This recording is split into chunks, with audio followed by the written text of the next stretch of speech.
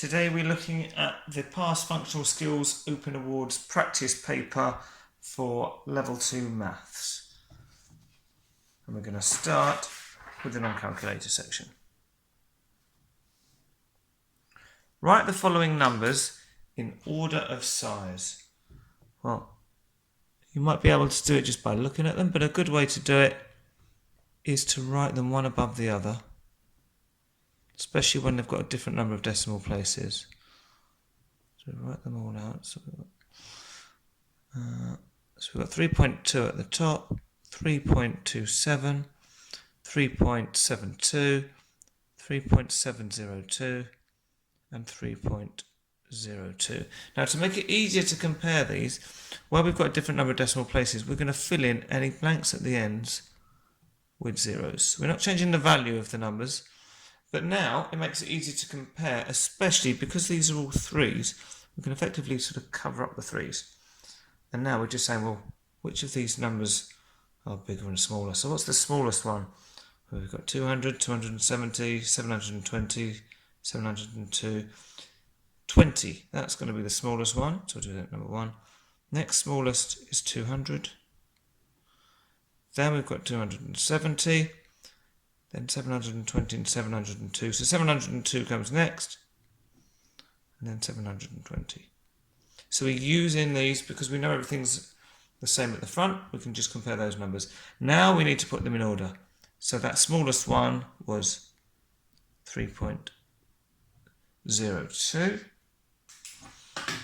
Then the second one we've got is 3.2. Then the third one is 3.27. Then the fourth one was 3.702. And finally it was this one here, 3.72. Okay, so on to question 2. So work out 1 3/5 plus 2 1/4. So, two different ways of doing this. Both work quite well. One would be to turn these fractions into improper fractions. So instead of 1 3/5, we could call this 8/5. Okay, and instead of 2 1/4, we could do 2 times 4 is 8, so we could have 9 quarters. And then we can make the denominators the same and add them. But I'm going to do it differently. I'm going to add the whole numbers together first. So I'm going to say, well, 1 plus 2 equals 3. And then I'm just going to add the fraction element separately. So we've got 3/5. We want to add it to 1/4. Well, when we're adding fractions, we need to make the denominators the same. Okay, so we've got to look for a common multiple, so a number that both 5 and 4 go into. And a straightforward way to do that is to multiply them together. So 5 times 4 is 20. So we know that we can rewrite this fraction as being over 20. And we can rewrite this fraction as being over 20. But we want to get equivalent fractions. So how many times does 5 go into 20? Well, we were multiplying it by 4, so it goes in 4 times. So effectively what we've done is we've multiplied that by 4. So whatever we do to the denominator, we have to do to the numerator as well. So 3 times 4, well, 3, 6, 9, 12. So we're saying 3/5 is the same as 12 over 20. Now we do a similar thing with the quarter, or really we're looking at the 4. So to get from 4 to 20, we multiplied that by 5. So we have to do the same to the numerator. 1 times 5 is 5.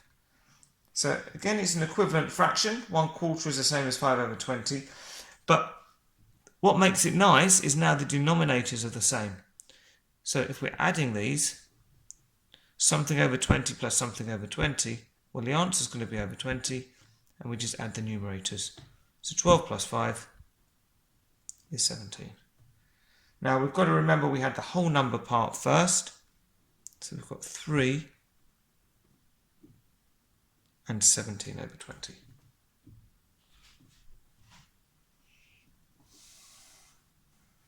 Okay, question 3. The distance between two towns on a map measures 8 centimetres. The map has a scale of 1 to 25,000. Let's put a comma in there so we can 25,000. What is the actual distance between the two towns in kilometres? Well, this scale means that every 1 centimetre on the map is 25,000 centimetres in real life. So if we've got 8 centimetres, we need to multiply the 8 by 25,000. Now, I'm just going to multiply the 8 by 25, and then I'm going to put my extra zeros on afterwards. So 8 times 5 is, well, let's do 8 fives. 5, 10, 15, 20, 25, 30, 35, 40. So put the 0 and carry the 4. 2 times 8, we've got 8, 16, plus the 4, 17, 18, 19, 20. So that gets us up to 200. Now, we had an extra 3 zeros to go on here. 1, 2, 3. So we can put an extra 1, 2, 3.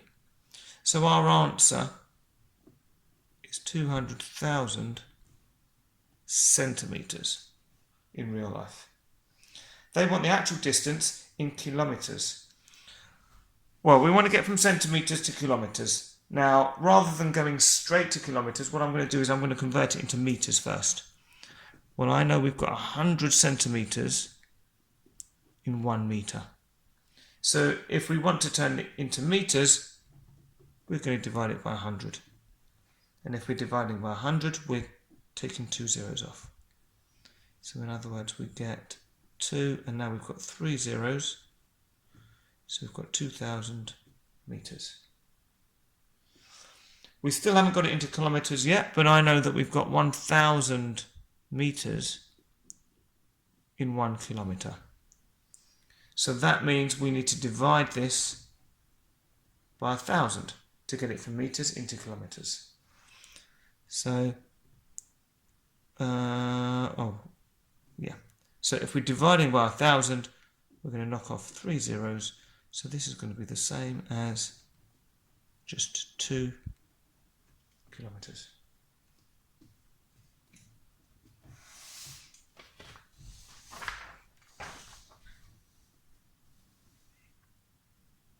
Right. Question 4. Calculate 6.402 plus 3.545. Well, we're still on the non-calculator section, so I'm going to write these out. I'm going to use the column method. So we write all our units above each other, our tenths, our hundredths, our thousandths. And we start from the far right. So 2 plus 5 is 7. 0 plus 4 is 4. 4 plus 5 is 9. Bring down the decimal point. And 6 plus 3 is 9. So we can 9.947. Question 5. The distance an object has moved from its starting point D after an amount of time t is given by the formula d equals 29t squared. And if you remember when we're dealing with formulae or algebra like this, a number next to a letter means you're multiplying them. So really this means 29 times t squared, where d is measured in metres and t is measured in seconds. Estimate the distance the object has travelled after 5.1 seconds. So we've got lots of words really, but what they're saying is work out what d is. So in other words, we want d equals, and we want it when the time is 5.1 seconds. So we're going to have our 29, we're going to have our times, and instead of t, we've got 5.1. And I know that t squared means t times t, so we're just going to do 5.1 times 5.1. Now, a very, very key word in this question is estimate. That means we don't need to work it out absolutely exactly like this. If you can, wonderful, although you won't get all the marks, because they want you to estimate. So we're going to have to round this. And people will often say, how do I know what to round it to? Well, you're trying to round it in such a way that you turn it into an easy calculation to do in your head or without a calculator, but not so much rounding that the answer doesn't mean anything. So for example here, 29, well, let's round it to the nearest 10. Okay, to 30. It wouldn't make sense to round it to 0 because we'll get nothing, and you're looking for either round to the nearest 10, round to the nearest 100, something like that. Then we've got 5.1. So with this, rounding to the nearest 10 might seem a bit silly because that would be 10. It'd be nearly double. So this one we can just round it to the nearest whole number. So times it by 5, and then so we'll do the same with this one to be consistent. So 30 times 5 times 5. Well, I'm going to ignore the 0 for now, so I'll do 3 times 5 is 15. And then we've got, so let's do it. So we'll say 3 times 5 is 15. 5, 10, 15. And then we need to multiply it by another 5. So 5 times 15, or 5 5s, 5, 10, 15, 20, 25. So we've got 25, carry the 2. And once 5 is 5, add the 2 is 7. So 75. Now, I've ignored the 0, so I need to put my 0 back on. So all of this is equal to 750. And what are the units? D is measured in meters, so it's going to be 750 m for meters. Question 6. Calculate 4,335 divided by 6. Well, I'm going to do this using a bus stop method. So I'm going to put the 6 outside my bus stop and put the 4,335 inside. Does 6 go into 4? No, it doesn't. So instead we try 6 into 43.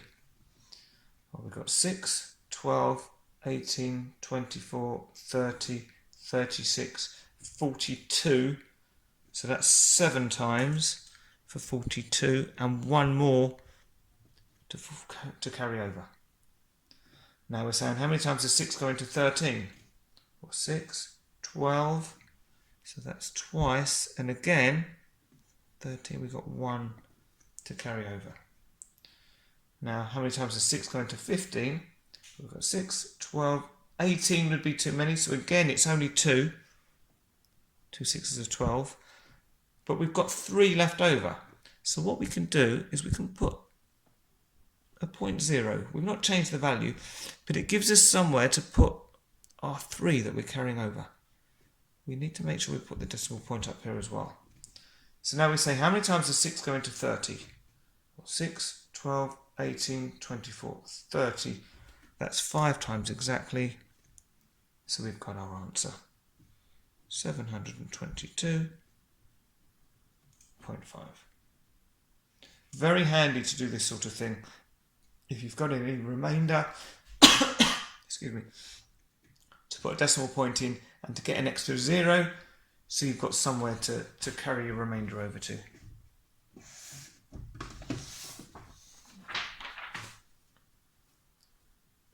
Right. Question 7. Some painters are planning on painting a shape on a wall. They have drawn a sketch of the painting below. And we've got this sort of kind of funny L-shaped picture here. We've got some of the measurements. We haven't got all of the measurements, but we've got some of them. Calculate the area the painters are planning on painting. Well, area and painting, so that means we're going to be colouring it or filling it in. Okay, so we want the inside of the shape. Now, you probably know that the area of a rectangle is a length times a width. Well, we can use that on here. So what we can do is we can split it up into rectangles. So we could draw a line down here, so we've got a rectangle and another rectangle here, or we could draw a line here, have a rectangle up here and a rectangle down here, or another way, and I think I'm going to do it this way, is to actually say, well, let's imagine that it's a big rectangle. So imagine it goes all the way over here, because we've got these two measurements, so we could work out the area of the big rectangle, but then we don't want this bit.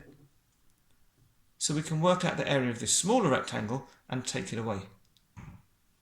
Okay. So what that means is we start off by doing 2.5 times 5. Now when I'm multiplying with decimals, I like to ignore the decimal point and then put it back into my answer afterwards. So we've got 5 times 5, 5, 10, 15, 20, 25. So that's 5 times. And we carry the 2. And 2 times 5, 5, 10, plus the 2, we get 12. Now, the decimal point needs to go back in one place, so we put it back in one place. Okay, so we've got the area, let's mark it here, area of large rectangle. Okay. Now we want to work out this area in here. Well, we know that this is 2 times 3.5. Well, again, I'm going to do it 35, and I'll put the decimal point back in afterwards. So 2 times 5, 5, 10. 0, carry the 1. 2 times 3, 3, 6. Add the 1 is 7. So we've got 70. So we have to put the decimal point back in 1. So there. So we end up with an answer of 7. So this is area of small rectangle. So we said that what we want is we want the big rectangle, the 12.5, but we need to take away this rectangle here. Now I've lined up my units. What I'm going to do is I'm going to put my 0 in here as well, so I've got something to take away from the 5. So we can say 5 take away 0 is still 5. Put our decimal point. 2 take away 7, well, we can't do that, but 12 take away 7 would be 5. Okay, that's the same as reducing that to 0 and putting a 1 there. 12 minus 7. Okay, so our answer is 5.5, and its area, so it's going to be meters squared.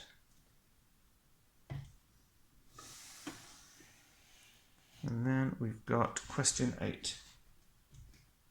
It would take 7 hours for 3 people to paint the shape on the wall. How long would it take to paint the shape on the wall if another person joins, assuming that they all paint at the same rate? Well, if it takes 7 hours for 3 people, that means that the total amount of work is 7 hours times 3.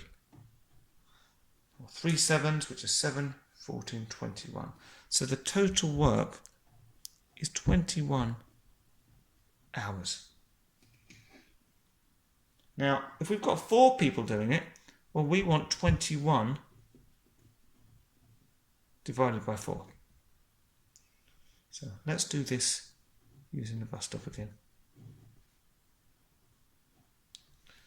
So 4 into 2 doesn't go. 4 into 21. Well, 4, 8, 12, 16, 20. That's 5 times. And 1 left over. So remember our little trick. We put 0.0 and we put the 1 here. And put a decimal point up there. So 4 into 10. 4, 8. So it goes twice with 2 left over. So put another 0. Put the 2 in front. How many times does 4 go into 20? 4, 8, 12, 16, 20. 5 times. So we've got an answer of 5.25, and it's how long? So this is in hours. Now careful, it's 5.25 hours. If you wanted to convert it into hours and minutes, which you don't need to do, then remember that's a quarter of an hour. So it would be 5 hours and 15 minutes, not 5 hours and 25 minutes. But they haven't asked for that, so just keep it as a decimal, 5.25 hours. And that's the end of the non-calculator section.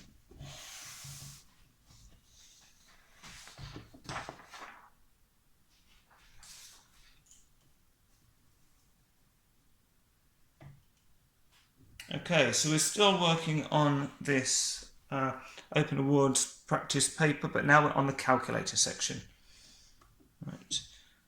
Write in digits 507,723. Well, the calculator's not going to help me here. 507,000, so 507,723. There we go. Question 10. A manufacturing company produced metal fixings for a DIY retailer. On one day, the manufacturer produces 23,040 fixings, of which 1,920 are faulty. I'm going to put my commas in. I prefer commas in my big numbers. What fraction of the fixings produced on this day were defective? Give your answer in its simplest form. Well, in total there were 23,040 fixings. The ones that were defective, or defective is just another word for faulty, is of 1,920. So we've written our fraction, and if you wrote this, you'd get 1 mark. To get the other mark, we need to write it in its simplest form. Okay, we can use a calculator, remember, but will that help? Not sure. First thing we can do is we can cancel the zeros. So we've got 190, so in other words, this is the same as 192 divided by 2,304. What's always good to see first of all is whether the 192 goes into 2,304. And it does. Excellent. 12. So what we're going to do is we're going to divide top and bottom by 192. So obviously 192 divided by 192 is just 1. And we've just seen that 2,304 divided by 192 is 12. So our answer there is 1/12. So if you've got a number like that, it's always worth giving it a try. Just seeing, does this number go into that one? Especially when you've got a calculator to try it. If not, what I could do, well, they're both even numbers. So I'd start off by dividing by 2. And if my answers were still even numbers, I'd do the same again and I'd keep going that way. Okay. So question 11. Plot the coordinate 4, 3 on the graph below. Well, the x-coordinate always comes first, so that's on the horizontal. So I'm going to put, this is my x, this is my y. So 4, well 4's here. And then we go up to 3. Well, we've got 2 and 4, so 3 is going to be halfway in between. So I can just put a cross, or I'm going to write the coordinates on there as well.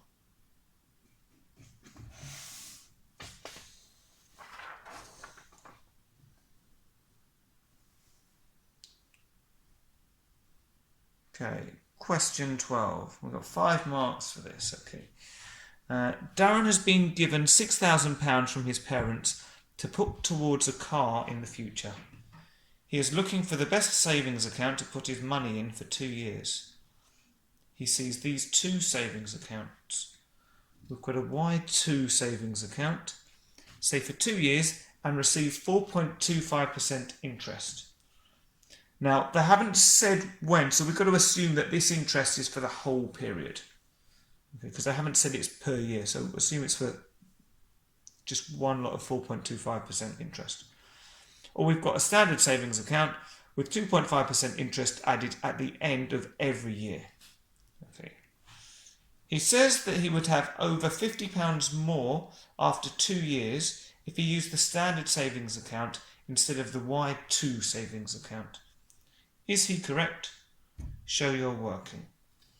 Right, well, this is a sort of compound interest question, and the way we deal with compound interest is we say, well, rather than normally if we were doing an interest calculation, we might work out the percentage and then add it on. With compound interest, we don't bother with that. We do a sort of a shortcut.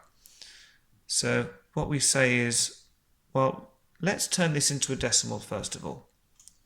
So 4.25%, well, that's like 4.25 divided by 100. Okay. And you don't necessarily need your calculator for this, but you'll see that as a decimal, that's 0.0425. Now, that's just for the interest. Because we're growing the money, so we've still got the original amount invested as well as the interest, we need to add 1 to this. So if we just plus 1, we get 1.0425. Okay, and I'm just going to put Y2, so we know that's what we're working out here. So we've got £6,000, and it's going to grow with 4.25% interest. So we're multiplying it by 1.0425. So the 1 means we're still going to have the 6,000, and then we're going to have this extra 4.25% sort of automatically added on. And although it's 2 years, really, because it's just one interest amount, it's as if it's just sort of 1 year or one period. So let's try this. So we can add our 1 onto that, then multiply it by 6,000, and we get 6,255. Now we're going to look at the standard savings account. So with this one, we've got a different interest rate. We've got 2.5%, so 2.5 over 100. You can use your calculator, but that means we're going to move the decimal point twice. So we're going to end up with 0.025. We add 1 onto it because we've got the original amount invested that's going to be added on as well. So we get 1.025. Now this is where we got the compound interest bit, because we've still got £6,000 and we've got an interest rate of 2.5%, but it's for 2 years. So that would be for 1 year. If you had a scientific calculator, you could put a squared up there, but really what we mean is we're adding on 2.5% interest, then we're adding on another 2.5% interest. So you can do it with a simple calculator. So 6,000 times 1.025 equals, and then again times 1.025. And we get 6,303.75. If you try working out 2.5% and adding it on, it will be correct for the first year, but then for your second year, you'd have to work out 2.5% of that newly increased figure. Basically, it just gets really messy if you don't do it this way. It's the best way to do any kind of compound interest question. Right. What did Darren say? He says he'd have over £50 more if he'd used the standard account instead of the Y2 account. Well, let's have a look. So the standard account, he got £6,303.75. So if we take off what he'd have if he used the Y2 savings account, we'll see what the difference is. And we get a difference of £48.75. Well, that's less than £50. So is he correct? No. He's incorrect. Okay, so 5 marks are a big question. So we've got to work out our interest rates, increase the amount if you use one account, find the amount if you use another account, find the difference between the two of them, compare it to the 50, and give the correct answer here.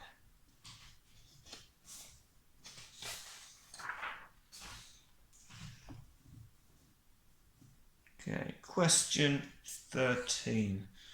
The diagram below shows an isosceles triangle. Find the missing angles in this isosceles triangle labelled X. Well, the thing with an isosceles triangle is that you have two sides which are the same length, which also means you've got two angles which are the same length, or same size. Okay, so we're going to start off by using a fact that the angles in a triangle add up to 180 degrees. So if we know what this angle is, we can take this away from 180 and then we'll be left with just these two. So if we do 180 minus 78,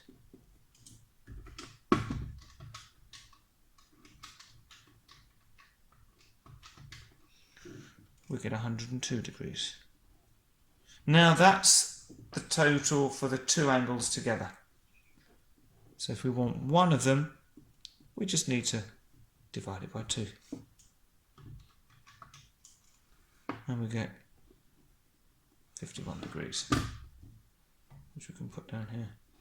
And if you want to check it, we can say, okay, well if that's 51, we add on another 51, add on 78, and we get back to 180 degrees.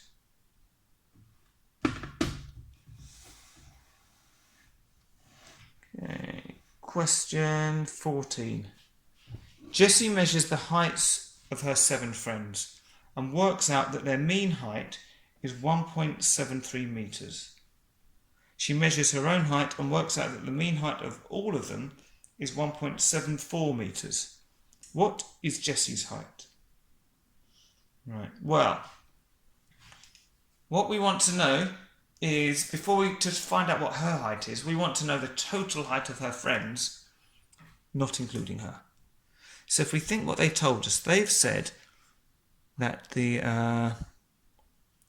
heights of her 7 friends, so we're going to use, let's use X. And we're going to say X is total height of 7 friends. Okay. So what we're saying, when X is divided by 7, we get an answer of 1.73. So we can work backwards to find out what the total height is. So if we're dividing it by 7, to find out what X is, we do the opposite of divide, which is multiply. So 1.73 times 7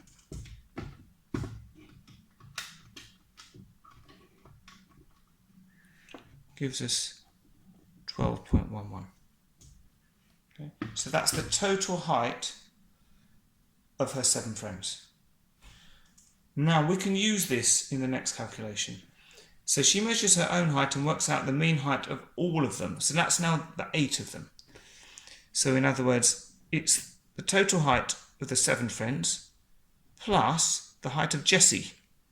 So we're just going to put a J for Jessie. This time when we're working out the mean, we would divide that by 8. 7 friends in here and 1 Jessie makes 8. And she tells us that when they do that, the mean then becomes 1.74 metres. We're going to do something similar. We want to find what J is, so we're going to sort of rearrange this. So we're dividing by 8 here, so we need to multiply by 8. So in other words, we end up with 12.11 plus J is the same as 1.74 times 8, which is 13.92. Well, if 12.11 plus Jessie's height equals 13.92, well then Jessie's height on its own must be the 13.92, so the height of all 8 of them minus the height of her 7 friends. And if we do that, we get a height of 1.81 metres. And we can do a quick check to see if that's sensible. Well, the mean height increased when Jessie was included, so we know that she must be taller than 1.73. And this is coming out a little bit taller. What's that? 8 centimetres. So yeah, that seems sensible.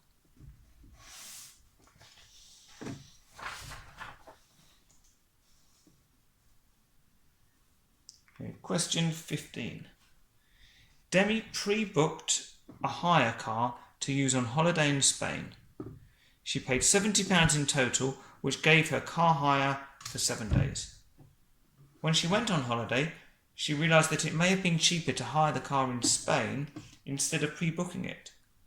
The cost of the car hire in euros in Spain is calculated using this formula. We got the cost equals 0.6, and because it's next to the brackets, it means 0.6 times these brackets. And in brackets we've got 30 plus 15d, where d is the number of days the car is hired for.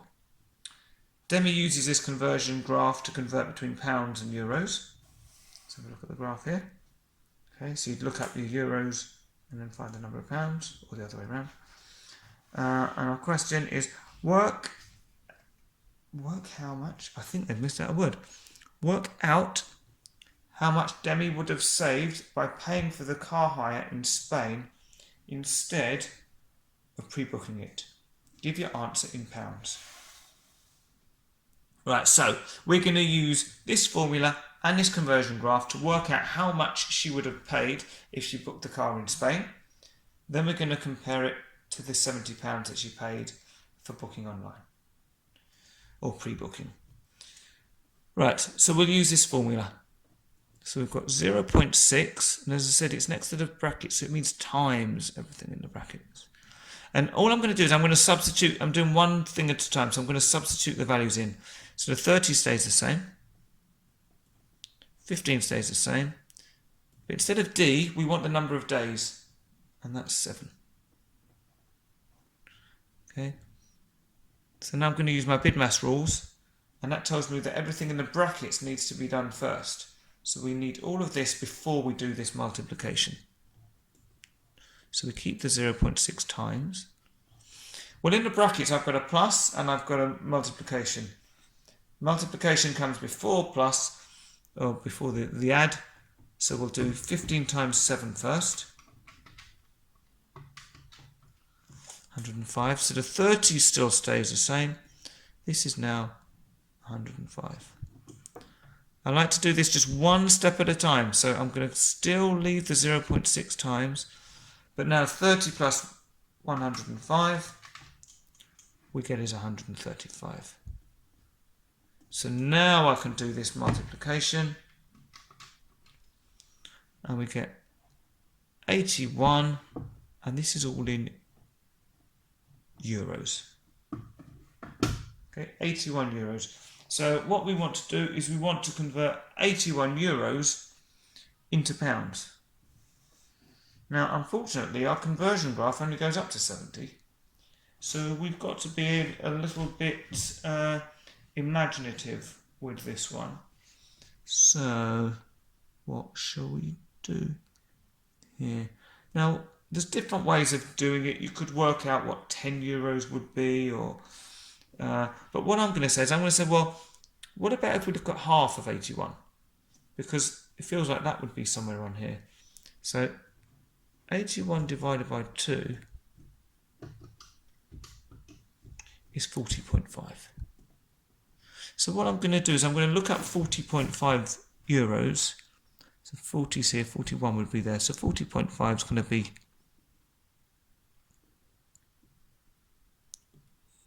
in here somewhere. And where does it touch my line? Oh, it's about here. So let's just draw a nice straight line down. Oh, ruler slipped. You want to keep it as still as you can. It's coming out here, halfway between these two. So we've got 30, 31, 32, 33, 34. Halfway between 33 and 34. So we're going to call that £33.50. Now remember, that was for 40.5 euros. We halved the euro, so we have to double that. Oh, sorry. You haven't been able to see what I was doing there. Okay. So we're going to say £33.50 times 2. Let's say, because we had to half the number of euros to be able to look it up on the chart. So 33.5 times 2. And that gives us £67. Okay. Look at how much Demi would have saved. Well, the original pre-book cost was £70. So if we want to know how much she would have saved, well, she paid 70, but she could have, or could have, only paid 67. So 70 minus 67, you can use a calculator, but I'm happy with that being £3. So as I say, there's different ways of doing the conversion. I think this just seems a simple way of doing it. They like to give you a conversion chart which isn't kind of complete. You have to, as I say, you have to be a bit imaginative to use one number, so you're sort of imagining that you're extending this line further up.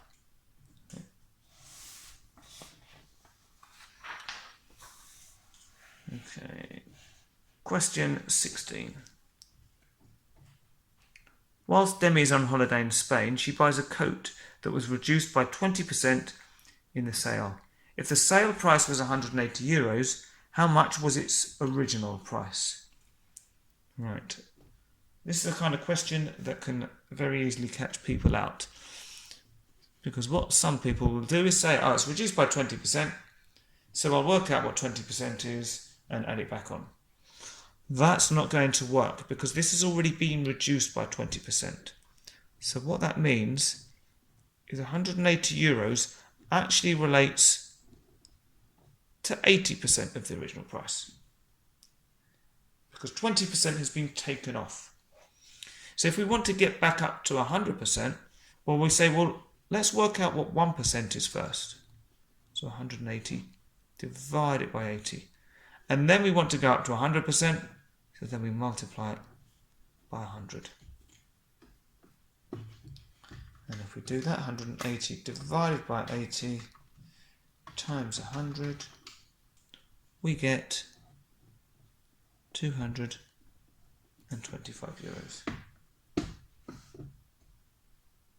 And if you want to check this one, then the way to do it is say, well, if I wanted to work out 20% of 225, I'd do 20 divided by 100 times 225. That gives me 45. If I then take the 45 off of 225, I get down to 180.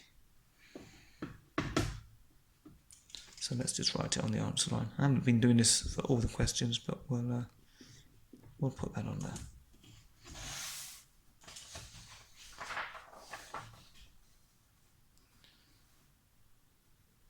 Question 17.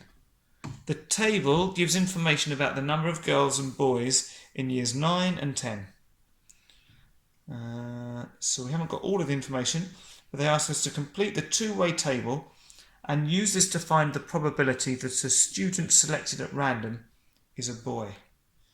Right, well, let's start off by filling in the table. Good way to do this is to look for a row or a column that's only got one number missing. So this one jumps out to me here. In year 9, we know we've got a total of 174 children. We know how many are girls, so the boys will just be the difference. So 174 minus 112, that gives us 62 boys. And if we want the total number of boys, well, we know there's 62 in year 9, 97 in year 10. That gives me 159 in total. Let's do this total. So if the total boys are 159 and total girls 196, there are 355 children in total. Now for the girls, we've got a total of 196. We've got 112 in year 9, so take those off. What we're left with must be the girls in year 10. If we add that to the number of boys in year 10, we get the total number of children in year 10. And if I add the total number of children in year 10 with the total number in year 9, I should get... Oh, what have I done? I pressed something wrong. 181 plus 174. I don't know, I must have hit something. 355, yeah, that looks good. Okay, so we've completed the two-way table, and you can see why it's good to do a check, because if you have made a mistake, you spot it. Okay, complete the two-way table and use this to find the probability that a student selected at random is a boy. Well, in total, there are 355 children. How many are boys? Well, 159. So it's just going to be 159 divided by 355. And you can leave it as a fraction. It's absolutely fine. That's your answer. You don't have to do anything to it.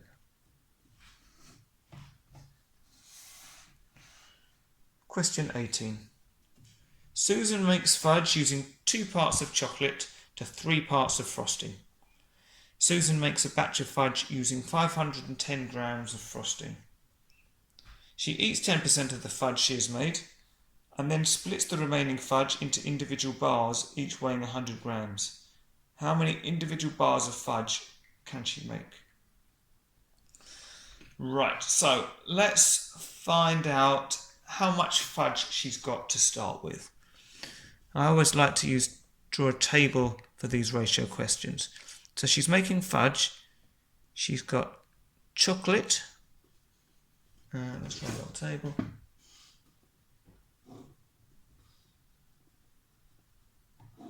She's got chocolate, she's got frosting, and then she's got a right frosting on there, because then we've got fudge as well. This is like our total fudge. So 2 parts chocolate to 3 parts frosting. Okay. Well, if we had 2 grams of chocolate and 3 grams of frosting, we would have a total of 5. But actually, what we've got here, we've got 510 grams of frosting. So we can put this 510 here. So what we need to do is to work out the total weight of fudge that's consistent with 510 grams of frosting. So we want to see how we can get from the 3 up to the 510. Or in reverse, what we're saying is 510 divided by 3.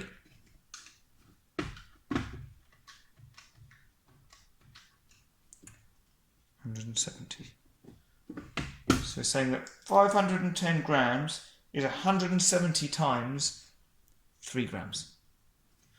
So to work out the total, we need to also multiply this by 170. If we do that, we get 850 grams of fudge. Now, she eats 10% of the fudge. So we can work out 10% of 850 and take it off. But we're doing level 2 here, so I'm going to do it a slightly quicker way and say, well, if we're taking 10% off, that means we've got 90% left. So if we want 90%, we do 90 over 100 times 850. 90 divided by 100 times 850. We've got 765 grams. Now, she splits the remaining fudge, so she splits the 765 grams into bars weighing 100 grams each. So 765, divide it by 100. And again, you might not need a calculator for this. Always good to check it anyway though. And we get 7.65. That's bars. But how many individual bars? Well, you can't have 0.65 of a bar really. Well, people aren't going to want to buy that. So we're going to have complete bars. So it's just going to be 7 bars. So we can't round it up to 8 because she hasn't got enough. So we've just got to go for the number of complete bars that she's got.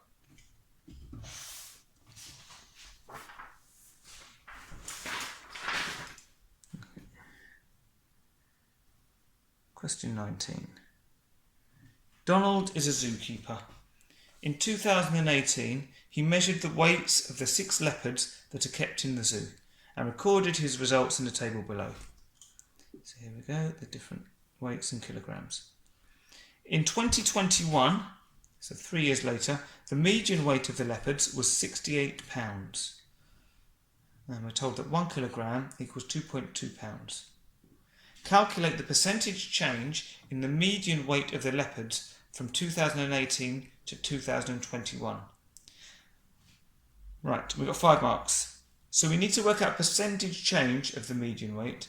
Well, first, kind of working backwards, we need to know how much the change was in the median weight.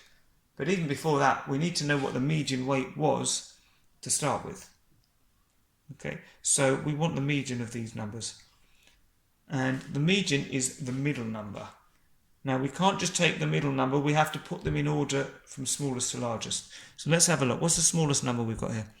27. So let's call that number 1. We've got another 27, so that can be number 2. Next smallest is this one. Then 30. Then 32 is next smallest. Then 34. So you don't have to do this, but I find this is the best way to not make mistakes. So I've ordered the numbers and then I'm going to write them out in order. So 27, another 27. You've got to make sure if you've got the number more than once, you need to write it more than once. Then 29 was 3rd, 4th was 30, 5th is 32, and 6th was 34. We want the middle number, so we cross off the smallest and the largest, and the next. And we've got 2 in the middle. So we need to add them together and divide it by 2. Or you can look at it and say, well, what's halfway between 29 and 30? Well, I think it's going to be 29.5. But let's double check that. Yay. 29.5. So that's the median. And that's kg. And that's the median in 2018. Right, we're after the percentage change. Oh no, actually, before we do that, the median in 2021 is in pounds. So we've got to convert this from kilograms into pounds. If 1 kilogram is 2.2 pounds, we need to multiply this by 2.2. So we get 64.9 pounds. That's LBS is our short way of writing pounds. So if we want the percentage change, we need the actual change. So we need 68 minus 64.91.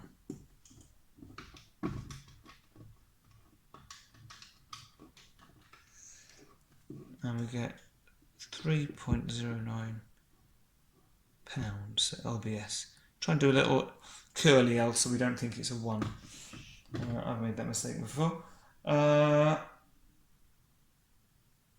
In fact, is that what I did there? Yeah, no, it's silly me. Yeah, it's not 60. It's 64.9 pounds. See, easy mistake to make. So 68 minus 64.9 is 3.1 pounds. So yeah, be very careful how you write your pounds and don't be as silly as me. Okay, 3.1 pounds. we want the percentage change from 2018. So the actual change was 3.1. The median in 2018 was this 64.9 that we worked out. So it's 3.1 divided by 64.9. And because we want percentage, we multiply it by 100.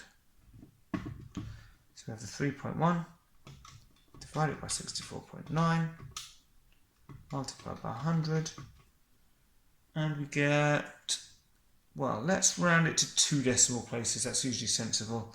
So 4.77, but the next digit is more than 5, so we have to round this one up to 8. So we get 4.78%.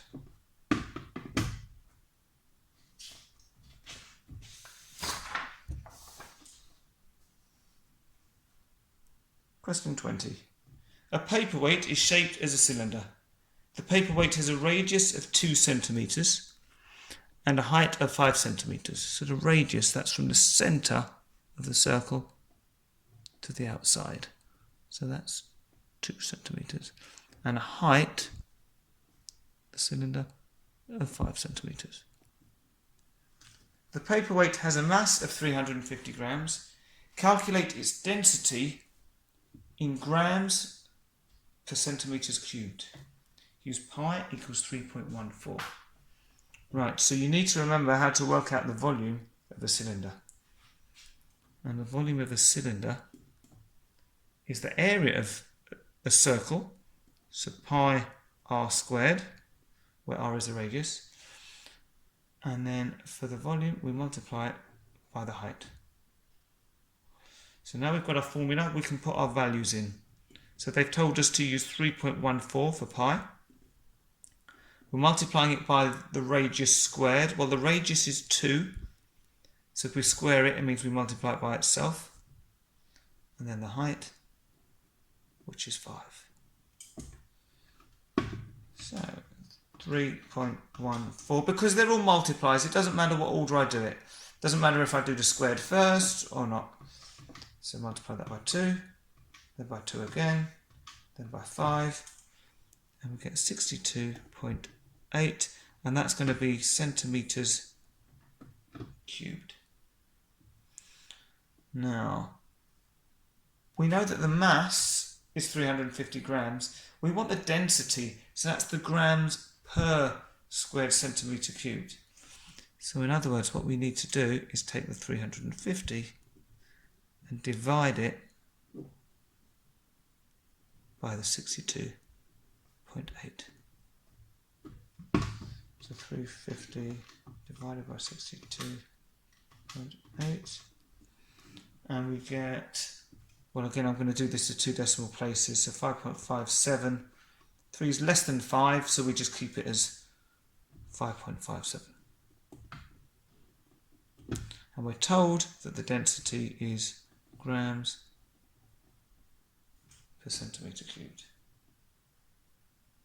Yeah, so it looks like there's not a lot of working, but this isn't a straightforward, it's a straightforward question if you know how to do it, but do take your time with it. Sort of annotate the picture, I find that helps, or draw your own if it helps to draw a circle and say, oh right, yeah, this is my radius, this is 2 centimetres, whatever helps. Okay, so there's not too many steps to it, but you do need to be careful with it. And for the density, the clue is sort of in the units. It's grams per centimetre cubed. So we're doing the grams divided by our centimetres cubed.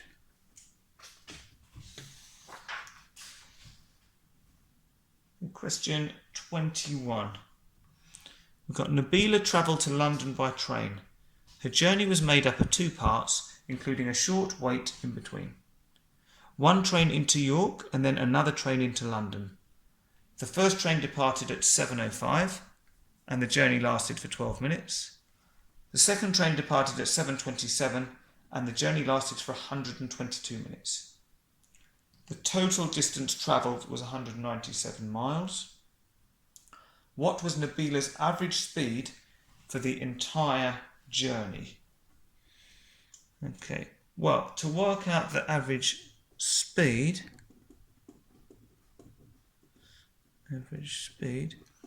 we need the total distance, and we divide that by the total time. Now, the thing to note here is that it's miles per hour, so the distance needs to be in miles, and the time needs to be in hours. Okay, right, so they've given us the total distance, 197, so that's nice. We want the total time. Well, the first train departed at 7:05 and lasted for 12 minutes. So we start at 7:05. Okay, it lasted for 12 minutes. So 05 plus 12 is 7:17. Okay, then the second train starts. It's the first train. So start, arrives. Second train, start, arrives. So the second one departed or started at 7:27, lasted for 1 hour and 22 minutes. Well, I know there's 60 minutes in an hour.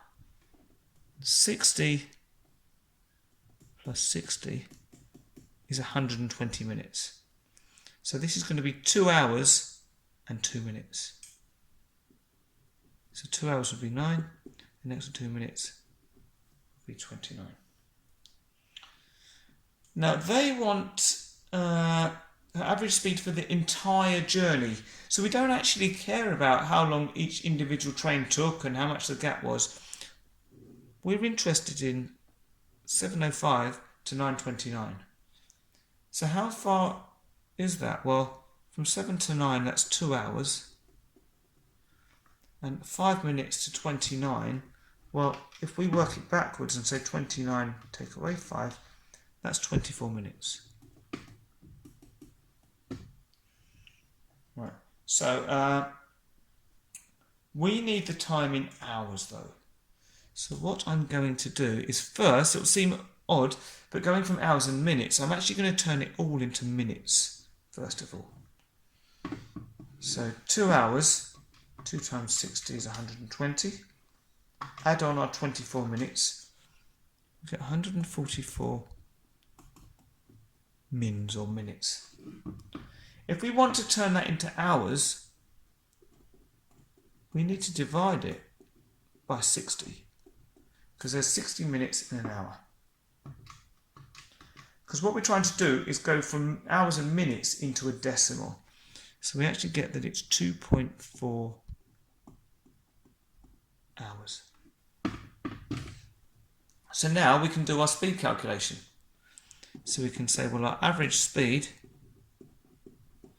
is the total distance, which we said was 197 miles, divided by the time, which was 2.4 hours. So 197 divided by 2.4, and we get 82.083. Well, again, we'll do 2 decimal places, 0.8. The 3 is less than 5, so we just leave it as 82.08, and that's miles per hour.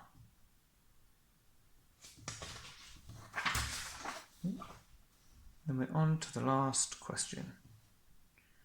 The shop has 3 offers on cola. Offer 1, 2 litre bottle, price £1.80. There's an offer of 10% off. Offer 2, we've got 4 times 330 millilitre cans, price of £2.20. The offer is half price. And we've got a 500 millilitre bottle, costs 60p, and we've got an offer of a quarter off. Which offer provides the best value for money show you're working. Right, so the thing, well, there's sort of two things, but probably the thing that makes us most difficult is that we've got different amounts of Coke in each example. We've got 2 litre bottle, 330 milliliter cans, a 500 milliliter bottle. So I'm actually going to try and work out how much 1 litre is worth with each of these offers. Okay, so if we've got a 2 litre bottle, it costs £1.80 and we've got 10% off. So remember, if it's 10% off, that means we're left with 90%. So 90 out of 100 times £1.80.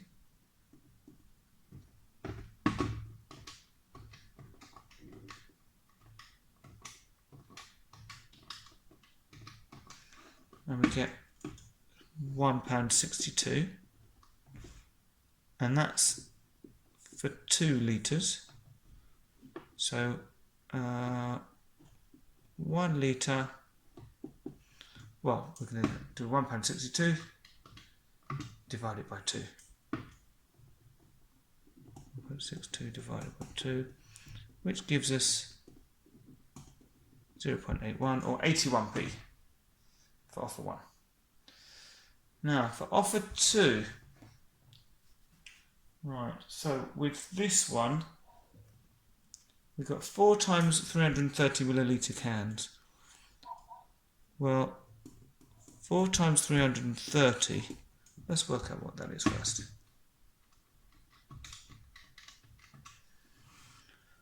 Well, that's 1,320 millilitres. Okay. And that costs, well, £2.20, but it's half price. So £2.20 divided by 2, which is half price. And that gives us £1.10. So if we've got £1.10 for 1,320 millilitres, we want 1 litre. Well, I know that 1 litre is 1,000 millilitres. Okay. So what we can do is say, well, let's work out how much it would cost for 1 millilitre. So in other words, we're saying £1.10 divided by 1,320 millilitres. But then we actually want 1 litre, so we're then going to multiply it by 1,000 millilitres. Okay, so we've got the £1.10 dividing by 1,320 to say this is how much 1 millilitre would cost. I mean, it doesn't look much because it's 1 millilitre, but then we multiply it, so we want a litre. So we're multiplying it by 1,000 millilitres, and that gives us 0.8. Well, this is money, so that's our pounds, these are our pence. We can only have 2 decimal places for pence, so 83. This is less than 5, so we just keep it as 83p. Okay, for 1 litre. So let's just, I'm just going to highlight these. And then for offer 3, we've got a 500 millilitre bottle, cost 60p. We've got 1/4 off. So if 1/4 is off, then that means we've got 3/4 left. So 3/4 of 60p, or 0.60, 3/4 times 60p, and that is 45p.